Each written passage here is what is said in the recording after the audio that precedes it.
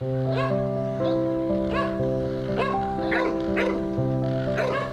this is Twister's yard here at Delta Rescue.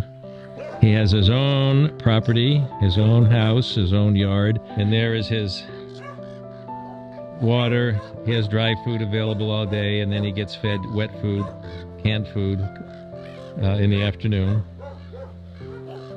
This is the straw bale dog house, which we invented here for all our dogs. He's inside right now. He's very shy. I can see him, but the camera's not picking him up. It's 20 degrees cooler in the summer and 20 degrees warmer in the winter. It's straw bale. And then he's got a huge yard. And this is a pretty big yard. I'm going to walk it here. I'm walking fast to get to the end to show you how big it is. And for this dog, poor Twister has spent his whole life handicapped since he fractured his arm. Somebody hit him or something with a car or what have you. And he's been handicapped. The pain of it all, it's still probably painful. And it's healed on its own. And the poor guy has lived this way, alone, probably by the side of the road. Well, I'm going to tell you something about the border that nobody knows, that nobody's talking about, and I can't believe this is still going on. Twister here, you can see he can barely walk on that front leg. Twister is handicapped because somewhere along the way in his youth, he was hit by a car, fractured his left front leg, and through the pain of it all, that's very painful to fracture your leg and have no medical attention and nobody to set it, you can imagine. So it healed on its own, it healed crooked, so it's twisted. Therefore, you know, we called him Twister because we have to come up with names pretty quick, and actually, it works. This poor guy can't run, he can just walk slowly. He was a street dog in Mexico, most likely, meaning he was abused.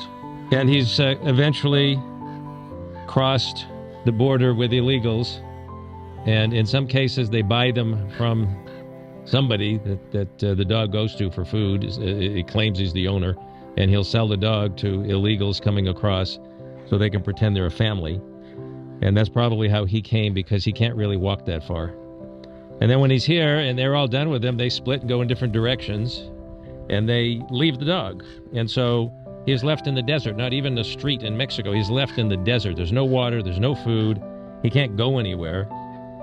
And a Border Patrol agent saw him and brought him water and brought him food. And then he got attached to this agent. And ultimately, with Border Patrol, with ICE, with DHS people in general, and the military even, some of them are very kind-hearted, and they help some of these animals, but they don't want to leave them behind. What do? So they get in touch with us and we bring them in here. He couldn't run. He couldn't run away from people who were bad to him. He couldn't run. So he's used to just lying around. But here he is now in his new home. He actually wags his tail. When he saw us coming, he wags his tail. And but he's still shy. He's afraid of people because they hurt him. I mean, he can't run anywhere, you know. He's taken a lot of abuse in his life. And he only has a few years left, but man, we're going to spoil this guy. We're just gonna spoil him.